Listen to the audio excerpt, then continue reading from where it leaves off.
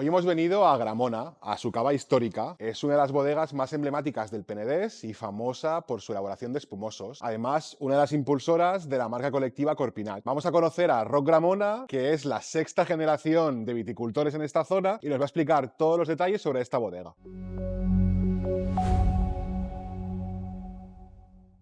Vale, Roc, pues ¿dónde estamos ahora? Cuéntanos. Pues estamos en la cava histórica de Gramona, en el centro del pueblo de Sant Sadurní. Para nosotros es donde los orígenes de casa elaborando espumosos pues, surgen de aquí, ¿no? En 1921, y es donde la primera botella de espumoso con la marca Gramona pues, se elaboró justo debajo de nuestros pies, ¿no? Aquí abajo. Tú has sido una persona muy viajera y además has hecho vendimias como en muchas partes del mundo. ¿Cuál crees que es la experiencia que te llevas de eso? ¿Cuál es el aprendizaje que has sacado de todas esas vendimias que has hecho? Al final sí que yo desde pequeño pues sabía que quería dedicarme al motor. Como requisito, obviamente, para trabajar en casa era formarme y hacer la formación en enología, pero sí teníamos muy claro que antes de empezar a trabajar en casa pues tenía que viajar y dar vueltas, y creo que fue un aprendizaje primero técnico y de cultura del esfuerzo y de trabajo, ¿no? Pues creo que fue muy importante. Luego yo creo que enfoqué el aprendizaje en cada zona que iba de una manera ciertamente errónea, porque simplemente pues cada vez que iba a Estados Unidos o Australia o donde fuera quería copiar el perfil de vinos que se hacía en esta zona, pero creo que a medida, y sobre todo en los últimos años, fui capaz de aprender no tanto de poder importar toda esa tipicidad de cada zona, sino reconocer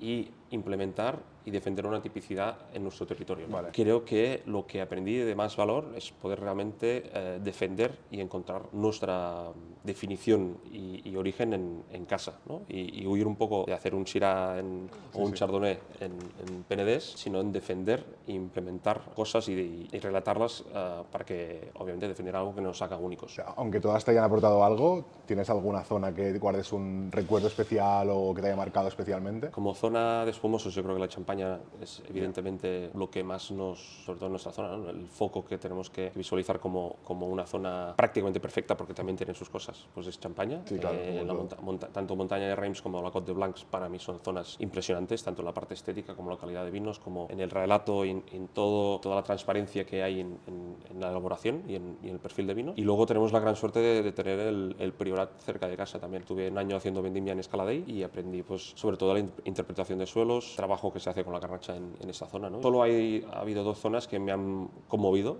y han sido estas dos, Champaña y Priorat. Tú eres la sexta generación de viticultores aquí en el Penedés, así que tienes como una visión más global de la tradición y lo que se hace ahora, ¿no? ¿Cómo definirías esta evolución? ¿Qué crees que habéis conservado de forma tradicional y en qué habéis innovado? A veces confundimos el hecho de hablar de generaciones o de la sexta generación o la quinta generación y personificar esas generaciones y ensalzar las generaciones actuales, pero para mí el definir que soy de la sexta generación quiere decir que hay un legado de mucha gente detrás, no solo de la familia que ha estado trabajando, sino de los trabajadores que ha habido en cada generación, y esa responsabilidad hasta hace 2 años no era consciente de qué representaba o qué era, ¿no? Claro. Y creo que nosotros tenemos una suerte, pero también tenemos una responsabilidad de poder transmitir todo ese legado. Creo que también el listón ya con lo que se ha hecho con Gramona es muy alto. Creo que podemos mejorar algo, está claro, siempre se pueden mejorar cositas, pero lo que realmente importante es mantener la esencia que, por ejemplo, en Tres Lustras se expresa muy bien, ¿no? De lo que somos en casa, de esta parte más artesanal, de esta parte de tradición, de esa parte de larga crianza, de variedades locales. Y creo que ya con Tres Lustras se expresa muy bien lo que es Gramona. Creo que en nuestra generación, no buscando esta parte más personalista o de cambio para reivindicar nuestra figura, sino para intentar mejorar lo que hay, se tiene que focalizar sobre todo en perfilar todos los espumosos basándose en un poco los valores que transmite este espumoso, ¿no? Y hacerlos un poco más pensando en el origen de viñedo y en cómo son los valores de la casa, haciendo alguna concesión, por ejemplo, sacando las variedades foráneas a 10 años vista. Eso es algo que hemos discutido, hemos relatado con mi padre y con mi primo para poder llegar a 2035 pues, solo con variedades autóctonas. Creo que ya eso es algo que es una realidad, y por ejemplo pues yo creo que conteniendo un poco más el volumen y focalizándonos aún más en la calidad, cosa que ya es difícil de conseguir, pero contener un poco la dimensión de casa, Sí, ¿no? aquí en el Penedés también pasó como en otras zonas de Cataluña, ¿no? Que hubo como una fiebre por plantar variedades que no eran típicas de aquí, por la producción o bueno, por la moda, y ahora nos hemos dado cuenta pues, que eso no fue un acierto, ¿no? Simplemente fue seguir la tendencia que estaba marcando el consumo o, bueno, lo que nos decían los mayores. Creo que nos engañaríamos si en ese contexto y en ese momento, si no hubiéramos plantado el Pinot o el Chardonnay en ese momento, creo que Penedès no estaría en la situación que está, igual que Priorat, ¿no? O sea, todos los Priorats del 89 básicamente eran Cabernet y Merlot. Entonces, y gracias a esos Cabernets y Merlots del 89, Priorat está donde está, ¿no? Yo creo que lo importante es no criticar o denomizar, denostar esas variedades y entenderlo como un error, sino como una consecuencia en ese momento, pero sí tenemos que tener la capacidad de saber ahora focalizar y rectificar y ver también que en nuestro viñedo pues, la adaptación de estas variedades no son lógicas y no se adaptan de manera correcta, pero ese impasse creo que era necesario. O sea, nosotros, por ejemplo, hacer espumosos de Chardonnay, en un momento creo que ha tenido un sentido. Ahora no tiene sentido, pero creo que el tener esa capacidad de adaptación y de mejora no nos hace incoherentes, ni mucho menos, sino una empresa que también, o una familia que va evolucionando, que para poder mantener todo todo el legado, pues esos cambios no los considero cambios muy drásticos, sino muy naturales, ¿no? ¿Puedo abrir la botella o no? Sí, por favor, adelante, claro. Se me está secando la boca. Es terrible. Sí, luego te preguntaré un poco más sobre lo que probamos. Al igual que tu padre y tu tío, tú y Leo, que es tu primo, hacéis como un súper buen tándem, ¿no? ¿Cómo organizáis el trabajo? ¿Los dos abarcáis todas las áreas? ¿Os especializáis cada uno en una? ¿Cómo lo tenéis repartido? Pues al final en la familia siempre se ha querido respetar como las dos áreas, ¿no? Jaume y Xavier tenían dos áreas muy diferenciadas y ha coincidido que Leo y yo pues, que tenemos hemos seguido un legado de la misma manera, o sea, organizados de la misma manera, ¿no? Entonces, tal como nos organizamos ahora, Leo se encarga de la parte de mercado y más comunicación, marketing, ¿no? Un poco la estrategia fuera de lo que es la elaboración, y yo me encargo de la parte de viñedo y la parte de elaboración. Es una manera, creo, muy ordenada, pero a la vez también nos complementamos muy bien, en el sentido de que hay bastantes más sinergias que puede que nuestra generación anterior.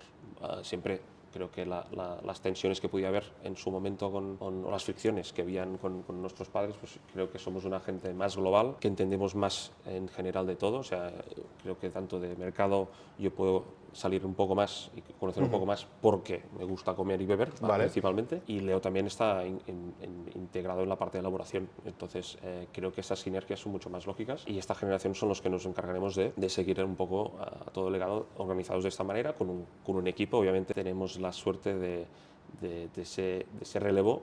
Es bastante fácil en el sentido porque hay un equipo humano muy preparado y muy bueno. Por lo tanto, somos la cabeza de todo eso, pero realmente lo que tenemos que mantener es toda esa estructura que nos ayuda a poder llegar a elaborar esos vinos y a comunicar lo que estamos haciendo, ¿no? Tema Corpinat. Al final Corpinat nace como una marca colectiva pues, que busca resaltar la identidad y la calidad de los vinos que se hacen aquí en el Penedès, ¿no? ¿Cuál es tu opinión sobre esta iniciativa? ¿Qué crees que aporta a nivel sectorial del vino?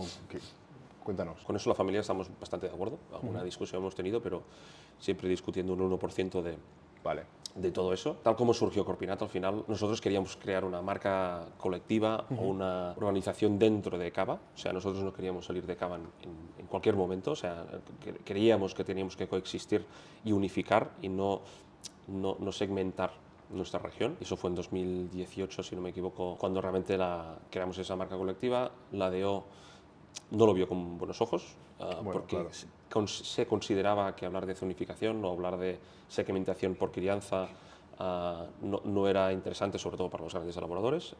Lo entiendo, porque al final puede generar pues, una falta de competencia, ¿no? Una competencia de una misma marca, pero creo que fue un error en el sentido de que se tomó la decisión desde Cava de obligarnos a renunciar a la marca colectiva. Se cambiaron los estatutos de la DO Cava, conforme no se podía coexistir con ninguna marca colectiva dentro de la DO. Entonces, al final, no es por criticar, porque yo creo que esa decisión se tomó como una medida protectiva o como con un cierto miedo a todo lo que venía, ¿no? Y nosotros pues, nos vimos obligados a tener que salir de Cava, aunque nosotros siempre hemos tenido el Claro, sentimiento os obligaron a elegir, ¿no? O una cosa o la otra, claro. creo que todo luego esa decisión conllevó a que dentro de Cava se hicieran las zonificaciones, se hiciera el Cava de Guardia Superior, se hablara de viñedo ecológico, se hablara de cuando realmente en Corpinat es obligatorio, ¿no?, elaborar todo en la propiedad, es obligatorio tener todo el viñedo certificado ecológico, con un mínimo de crianza con unos estándares más similares a champán que aquí. Es decir, que no queríamos hacer una distinción y una segregación dentro de nuestra casa, ¿no? Al principio yo tenía mucho miedo y veía que puede que no sumaba dentro del territorio, porque se veía como una cosa muy, una iniciativa muy egoísta. Creo que el tiempo nos ha dado la razón y también me ha demostrado que me equivocaba, en el sentido de que Corpinat hace poco ha incorporado a la bodega 14, antes de Semana Santa seremos 15. Vale. La vendimia pasada hubieron más de 30 auditorías de diferentes bodegas, es decir, que mucha gente que está auditándose para entrar. Entonces, para mí es una iniciativa que se está consolidando y veo que con todo lo que nos ha costado estamos llegando a posicionarnos como es debido, ¿no? Cartas de restaurantes ya está segmentado en la gran mayoría, sobre todo aquí en Cataluña. Fuera de Cataluña también yo creo que se está conociendo muy bien y relatando muy bien qué es lo que estamos haciendo. Creo que también tenemos que definir y explicar muy bien que esto no es un club de empresas, sino una marca colectiva que cualquier persona, mientras cumpla, puede entrar. O sea, nosotros no cerramos la puerta a nadie. Vale. Y creo que el hecho de que toda esta gente que empiece de cero, como puede ser los vecinos de Cistella, que están aquí al lado, o bodegas que ya tenían un modelo empresarial y lo están cambiando para entrar y para cumplir el reglamento, es una demostración de que ya es una marca que interesa y que refuerza los valores que queremos transmitir dentro de Penedès y valida el esfuerzo que hemos hecho, ¿no? ¿Cómo veo la situación a futuro? Yo creo que sí que es verdad que deberíamos intentar de comunicar mejor o simplificar un poco mejor las burbujas de casa. Creo que es un proceso que no tenemos que tener prisa tampoco, porque creo que todo tiene que ir pasando a su debido tiempo. Creo que Cava tiene un segmento muy claro que se está posicionando de esa manera y que no es contradictorio y creo que puede sumar en el territorio, pero en un segmento que no es el nuestro, o sea, un posicionamiento que no es similar al nuestro, pero es digno. Sí, sí, claro. Y tiene que ser digno. Creo que tarde o temprano pues, las crianzas podrían verse rebajadas. Yo creo que es la estrategia de estas marcas más grandes, ¿no? de poder competir en volumen contra otros espumosos y en cambio nosotros como Corpinat creo que estamos apostando a hacer unos productos, unos vinos de gran calidad, sabiendo que no podremos absorber toda la superficie del Penedès, pero nuestro objetivo es absorber al mínimo pues, entre un 10, un 20, un 30% a corto plazo y si eso se va consolidando, pues poder ser mucho más representativos y defender el territorio con esos valores que nosotros queremos imprescindibles para ella, ¿no? A medida que vayamos creciendo, creo que ya haremos un trabajo, o ya habremos hecho un trabajo muy importante. Sí, porque al final Cava, si no me equivoco, son 9 meses de crianza mínima y Corpinat estamos en Corpinat 18. O sea, el doble. Bueno, sí, yo coincido contigo también en lo que dices, ¿no? Que al final Corpinat no es solo una marca como tal, sino que tiene orbitando un montón de aspectos que beneficiáis. Lo que decías del precio de la uva, de cómo cuidáis el viñedo, todo esto al final pues acaba en el producto final, ¿no? Que es lo que consumimos y lo que aporta el valor. Si cambiamos de tema, vamos a hablar del tema de la poda, porque es que además tú eres el impulsor, uno de los impulsores de la escuela de poda, ¿no? Y además eres especialista en ese tema. Creo que esto no lo hemos tocado nunca, pero realmente, así a rasgos generales, ¿por qué es tan importante la poda en el viñedo y cómo afecta eso a la producción de vino? Pues la verdad es que impulsor como tal no soy, ¿vale? porque el contexto histórico es, que obviamente hace poco tiempo, sí. Pero fue de hecho mi padre, que él vio la situación que teníamos en nuestro viñedo actual, que era la Contaré, que nuestros viñedos básicamente se estaban muriendo y teníamos que hacer alguna medida preventiva o curativa para solucionar pues, que viñedos de 20, 30 años se murieran cuando hace 50 o 60 años los viñedos podían llegar hasta 100 años, ¿no? Entonces había una realidad que no sabíamos cuál era en ese momento, que teníamos que cambiar. Entonces eso fue en 2000, ya en Gramona en 2010 empezamos a hablar de la poda de respeto e implementar la poda de respeto, que es cuando yo empecé a podar y aprender a podar en 2010, que era justo antes de entrar a la universidad y pues estaba ahí un poco en un limbo de vacaciones y pues me pusieron a podar. Y luego en 2014 Jaume decide crear la Academia de Poda como primera escuela específica de poda en España, porque no había ninguna escuela específica de ese tema. En Francia hay más de una, pero en España no teníamos ninguna. Entonces él fue un poco visionario en crear esa escuela, que también tengo que decirte la verdad, si le das unas tijeras de poda, yo no me fiaría mucho, porque no sé si sabe podar muy bien, pero él es consciente de que hay una necesidad y que estamos haciendo algo mal, y yo creo que él fue pues, un visionario en ese sentido. Yo estaba, justo terminaba de hacer vendimia en Estados Unidos, y me pusieron a formarme con Marco Simonit y Pierre Pablo Sirc, y de Simonit en Sirc, y a partir de ahí pues empezamos la escuela, empezamos esa dinámica. Llegó a coger la dirección técnica en 2018, es cuando realmente la Academia de Poda pues, se expande, porque también tenía tiempo para poder dedicarla,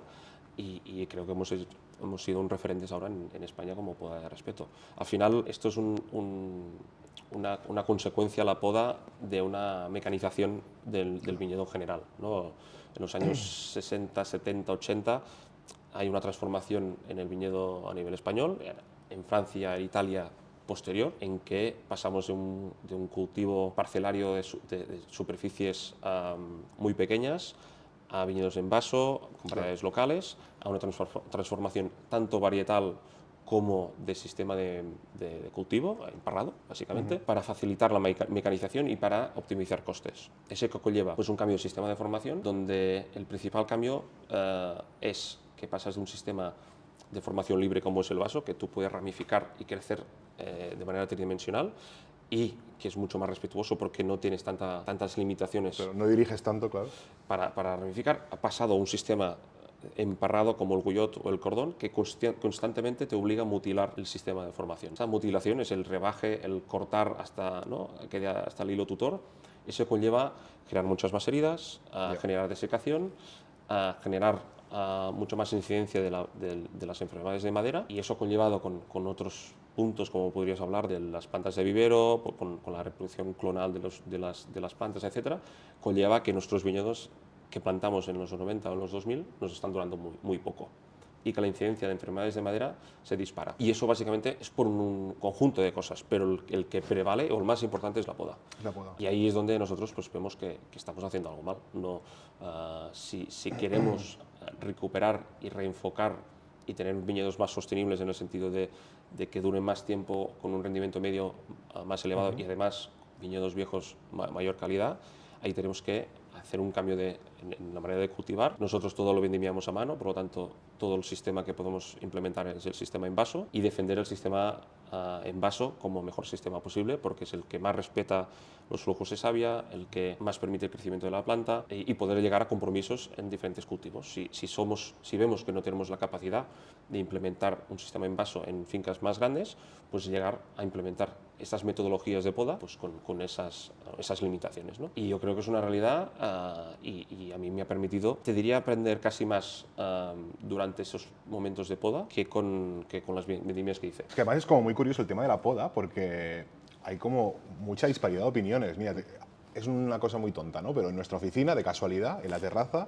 hay plantadas 4 viñas, que cuando llegamos estaban ahí, y evidentemente pues ahora están brotando. Y cada uno que sube ahí la cortaría o la podaría de una forma distinta, ¿no? Sí. Entonces es como curioso que no haya un estándar ni haya una manera de pensar, sino yo haría por aquí, yo haría por allá, y no se piensa tampoco más allá o sin un objetivo claro. Es como me genera curiosidad que haya tanta opinión distinta. Para mí el enfoque es que normalmente se poda pensando en luego cómo va a ser el cultivo durante todo el año, ¿no? Para buscar obviamente pues, aireación, saneamiento de las plantas, etcétera, pero la estructura de la planta no creo que se dedica lo suficiente tiempo o ver qué sistemas son lógicos y cronológicos para luego ejecutar podas más simplificadas, más fáciles de entender, etcétera. Por lo tanto, es lo que dices tú, por eso hay esa parte tan dispar, porque cada uno tiene sus variedades en su zona y cada uno se la podaría de maneras distintas, porque condiciona mucho cómo cultivas en cada zona y en cada variedad. ¿De dónde vienes, no? ¿Qué es lo que has visto? Pero yo creo que deberíamos hacer el esfuerzo en, sobre todo, pensar en la estructura de la vid, más que luego lo adaptaremos en el cultivo.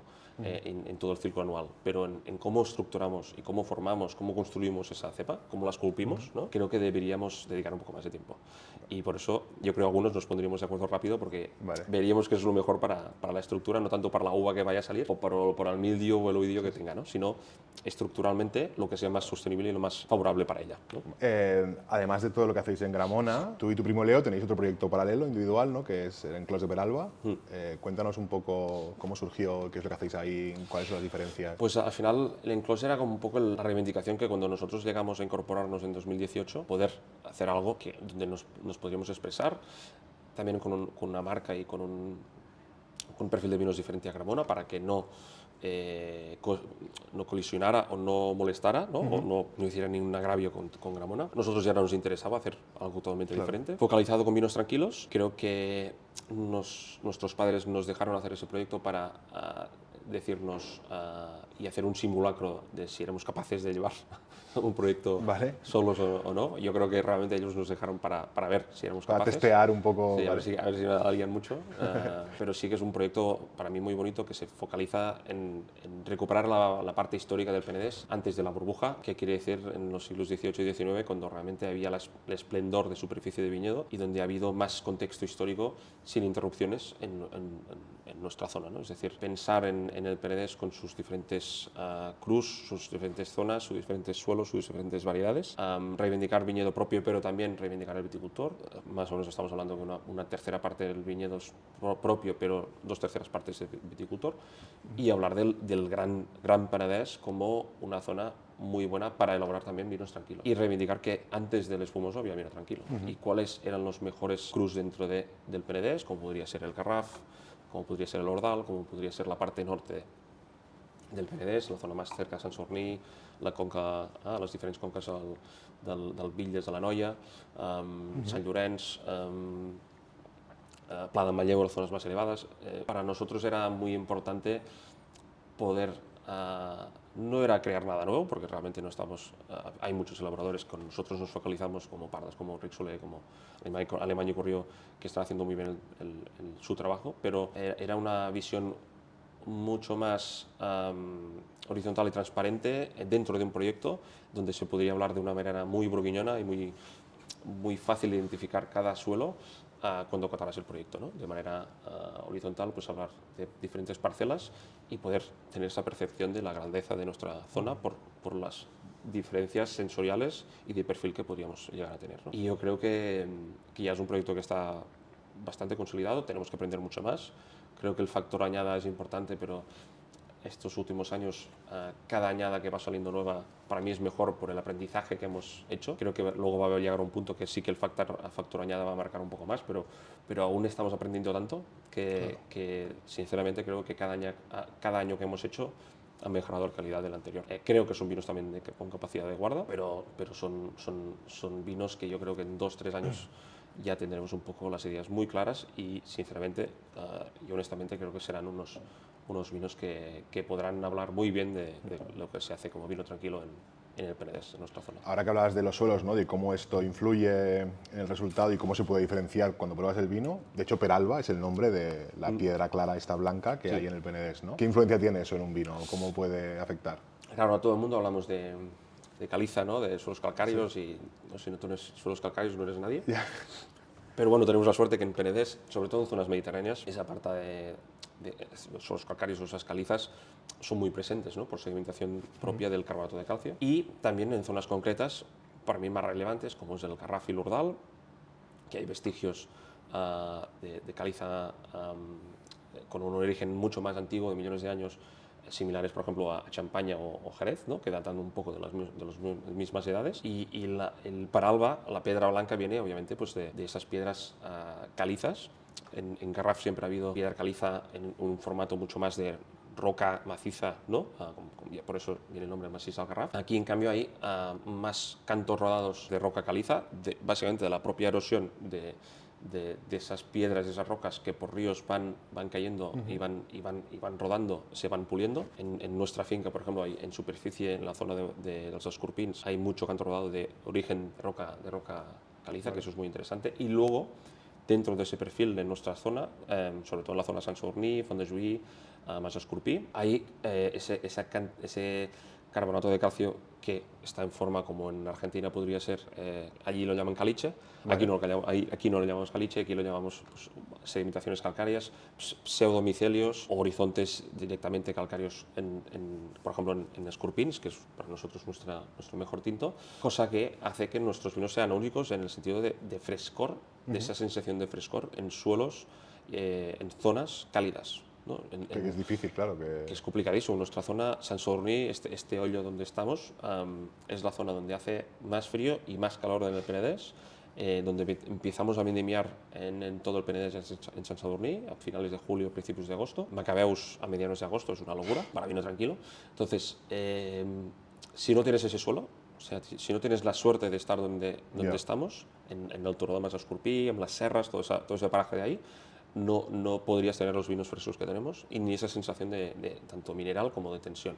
Por lo tanto, por eso en Clos de Peralba reivindicamos también el nombre histórico, porque es el primer nombre que tuvo la masía desde sus inicios, y esa piedra blanca pues para nosotros es tan importante porque no, sin ella no conseguiríais el producto que tenéis ahora. Relata muy bien, sobre todo los charelos y la garnacha que tenemos, pues esa tensión, esa estructura y esa frescor de manera natural, obviamente con nuestra manera de hacer. Tenemos que reivindicar la figura en el terruño, tenemos que reivindicar la figura del enólogo y del viticultor, pero creo que nos lo deja muy fácil el terroir donde estamos, sinceramente, el suelo donde estamos. Tim Atkin, pues uno de los Master of Wine más famosos, te mencionó y te dio el título como mejor enólogo joven. ¿Qué tal se lleva eso? ¿Qué piensas al respecto? Bueno, siempre hace gracia, ¿no? que te den algún reconocimiento. Para mí, obviamente, pues muy contento, pero también es por el trabajo que hemos hecho en bodega, junto al equipo del Enclos, que es Jana y Luca, que se han incorporado más recientemente, pero son vinos que ya ellos participaron cuando elaboramos. Al final es un trabajo de equipo, siempre hay alguna figura más visible que se tiene que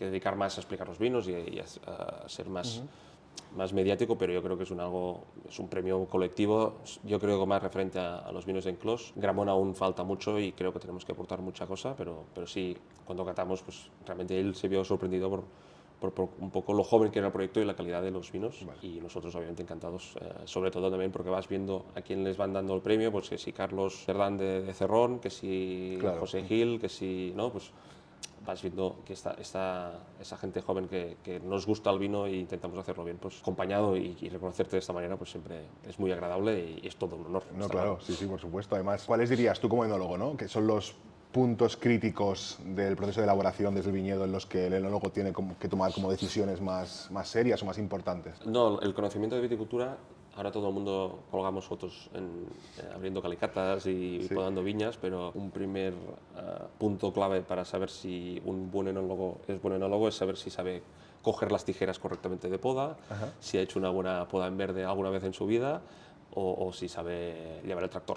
¿no? Yo creo que todo lo estás llevando a la parte del viñedo. Es el primer punto, ¿no? Porque al final ir a comprar uva y elaborarlas a la parte más simple. ¿no? Obviamente luego hay un criterio de selección de parcelas y ser capaz de ver lo que es único dentro de una zona. Eso también obviamente, el primer punto es viticultor, luego ser un ojeador, muy buen ojeador, porque eso es importante. Y luego la elaboración, yo no entiendo el vino con defectos, los que elaboro yo. Luego me gusta mucho beber y aprender y bebo bastante vino natural, pero en nuestra manera de pensar no entendería hacer un vino defectuoso porque para mí choca frontalmente con el concepto de terruño. O sea, si yo tengo alguna desviación no puedo expresar de manera tan precisa el origen de mis vinos. Y para mí el otro punto clave es tener eso claro, ¿no? Es decir, que ya sea si quieres buscar más el origen o la tipicidad de zona, o no, o más te centras más en una filosofía de menos intervención o de no intervención, creo que es tener eso claro. Luego, obviamente, son matices, son perfiles que pueden gustar más o menos y que no puedo entrar a valorar, ¿no? Pero parte clave sobre todo es viñedo, luego saber diferenciar y ojear y seleccionar puntos de vendimia, y la elaboración es tener las cosas claras. Hoy en día yo creo que la elaboración es el punto menos crítico, porque es si haces las cosas bien y de manera sistemática,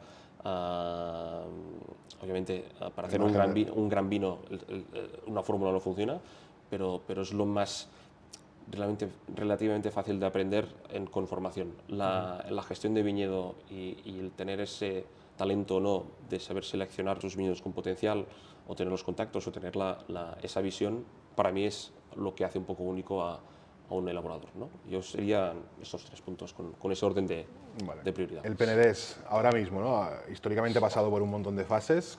¿Cómo crees que está ahora a nivel nacional e internacional? ¿Cómo se proyecta? Y a nivel futuro, si hablamos en los próximos 10, 15, 20 años, ¿cómo crees que va a ser su evolución? ¿Hacia dónde va a ir? Bueno, un poco comentado como respecto a la burbuja, es un poco lo que comentábamos. Yo creo que el reordenar todo va a costar lo suyo, en el sentido de agrupar todo. Sería autoengañarnos pensar que podemos agrupar todo dentro de una misma DO. Creo que como mínimo en Penedés tienen que coexistir dos apelaciones, Cava con el segmento que hemos comentado, y luego lo que venga por encima.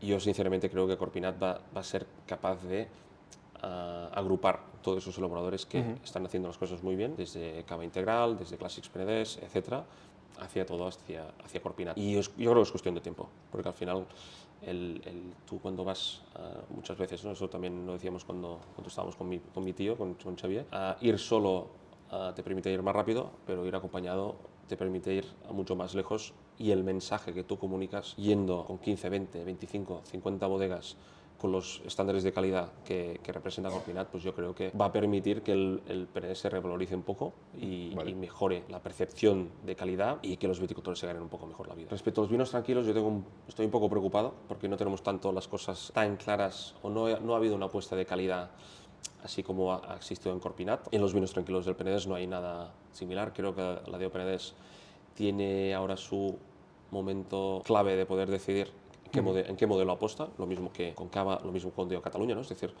tú puedes apostar por un modelo más productivo, con costes más bajos y segmentos pues, más de volumen, o apostar para algo más cualitativo. Yo creo que estoy ya casi ahí en la balanza de creo que va a ser un poco irreconducible. Irreconducible. Sí, y creo que ya se está gestando, se está moviendo crear un modelo similar a un Corpinat para vinos en nuestra zona, ¿no? Creo que eso tendría mucho sentido, y ahí es, creo, donde deberíamos apostar para poder reivindicar los vinos de nuestra zona, que no tenemos que olvidar que antes existían los vinos tranquilos antes que el espumoso, ¿no?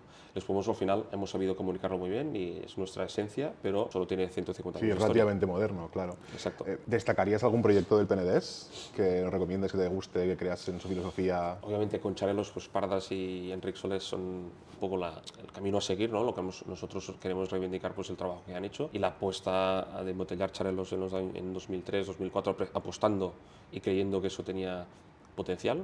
Como jóvenes hay muchos, estamos dentro de Vida Penedés también, que hay muchos proyectos pequeñitos, un poco más libres también, pero bueno, no me enfado. Pero hay muchos proyectos que están haciendo bien las cosas. Sistella mismo está haciendo muy bien las cosas, para mí con un corte más parecido al que a mí me gusta, pero hay muchos que yo creo que está habiendo una revolución dentro de la DEO, que precisamente es fuera porque no están dentro, pero muchos pequeños elaboradores que están haciendo bien las cosas. Quedarme con uno sería injusto. Vale. Pero en Vida Penedés ya somos 28, éramos 28 y ahora ya somos 30 y pico, es decir, que hemos incorporado a unos cuantos más, y yo creo que es una realidad, ¿no? De que en DO Penedés hay las marcas un poco más grandes, con vinos menos actualizados, vamos a decirlo de esa manera, y en Vida pues está habiendo un cambio que tarde o temprano va a generar una colisión o un punto de inflexión para hacer algún cambio dentro de la apelación. Pero de los históricos, yo sobre todo Ramón de Pardas me ha enseñado mucho sobre los sumois y cómo elaborar sumois dentro del enclos, y Enric es un poco el camino a seguir con Charelos de gran calidad, ¿no? Y de los jóvenes pues es que hay muchos que hacen bien las cosas, que estamos en la línea. Gracias por la recomendación, y ya para terminar, cuéntanos qué estamos bebiendo, que por cierto está espectacular, espectacular. Está bueno. Pues Tres Lustres, el Tres Lustres es 2016, una añada cálida, pero igualmente fíjate la frescor de ese vino, ¿no? que es aparte de sápido, tiene tensión, tiene fluidez también. Esto es, al final, creo que es el valor que tenemos que reivindicar más de lo que hacemos en casa, ¿no? Que son largas crianzas, con viñedo propio de Xarel·lo y Macabeu, Brut Nature, creo que es la expresión de un Brut Nature equilibrado. Segunda fermentación con tapón de corcho, que eso también implica que todo el proceso detrás es manual, tanto el removido, la rima, el tiraje, el degüelle, etcétera, ¿no? Todo pasa por muchas manos, cada botella pasa por muchas manos hasta el etiquetado, aquí es manual. Y luego un cultivo obviamente biodinámico, desde ya 2015 hacemos una separación parcelaria para poder definir bien tres lustres, ella valla, de sus enotecas también, cada una de ellas, ¿no? Y hacer una clasificación sobre todo de origen de suelos, y para nosotros pues tres lustres es Font de Juí, que es el paraje de donde sale toda esa uva, solo franco-arcillosos, con contenido de caliza activa, como comentamos, bastante elevada. Son los suelos que compartimos junto con el enclos, que el origen es prácticamente el mismo, y para nosotros es el espumoso que llevamos más tiempo haciendo y que más enamora y nos gusta a todos los de dentro de casa, y que a veces no somos capaces de creernos que podríamos dedicarle o expresarlo mejor o comunicarlo mejor, porque vemos que es un gran vino. Creo que es el que más nos representa a toda la familia, y con ese vino nunca no nos enfadamos, siempre nos ponemos de acuerdo con este vino. No hay ninguna discusión, siempre con tres lustras lo tenemos todo muy siempre claro. Siempre es un acierto. Siempre. Vale, genial. Pues, oye, Rob, muchísimas gracias. Ha sido una pasada. Gracias a ti. Muchas gracias por tu tiempo y nada, lo dejamos aquí. Si te ha gustado el contenido, puedes darnos like, y si quieres animarnos a que sigamos haciendo vídeos como este, puedes suscribirte pinchando aquí.